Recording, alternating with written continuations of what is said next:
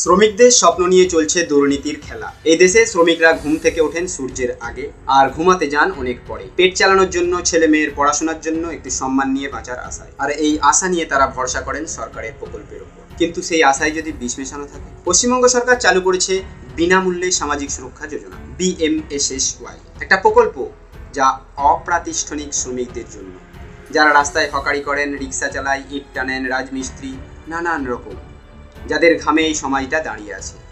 এই প্রকল্পে সরকার প্রতি মাসে 55 টাকা করে দেন প্রত্যেকটা শ্রমিকের খাতায়। 60 বছর বয়সে মেলে ম্যাচুরিটি। দুর্ঘটনার ফলে মৃত্যু ঘটলে যিনি নমিনি থাকেন তাকে দেওয়া হয় 2 লাখ টাকা, আর স্বাভাবিক মৃত্যু হলে 50,000 টাকা দেওয়া হয় নমিনি।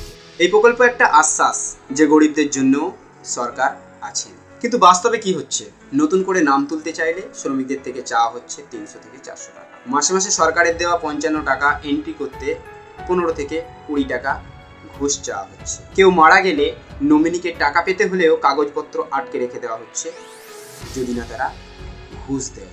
যারা এই কাজ করছেন তারা অধিকাংশই সরকারি অনুমোদিত এজেন্ট, যাদের সরকারি কমিশন দেয়, কিন্তু তাতেও তাদের লোভ মেটে না। এজেন্টরা অনেক সময় সাধারণ মানুষকে বলে, এই টাকা না দিলে ফর্ম অ্যাপ্রুভ হবে না, সিস্টেমে তোমার নাম উঠবে না, ওপর থেকে চাপ আছে। এটাই বাস্তব। সবচেয়ে ভয়ঙ্কর দিক হচ্ছে এই দুর্নীতির কথা ঊর্ধ্বতন দপ্তর, IMW অফিস, ALC, DLC, এমনকি মন্ত্রীরা পর্যন্ত জানেন, তবুও নীরবতা। কারণ একটাই, কেউ লিখিত অভিযোগ করে না। গরিব মানুষ ভয় পায়, ভাবে অভিযোগ করলে আর যদি কিছুই না দেয়, ভাবে আমার একার কিছুই বদলাবে না।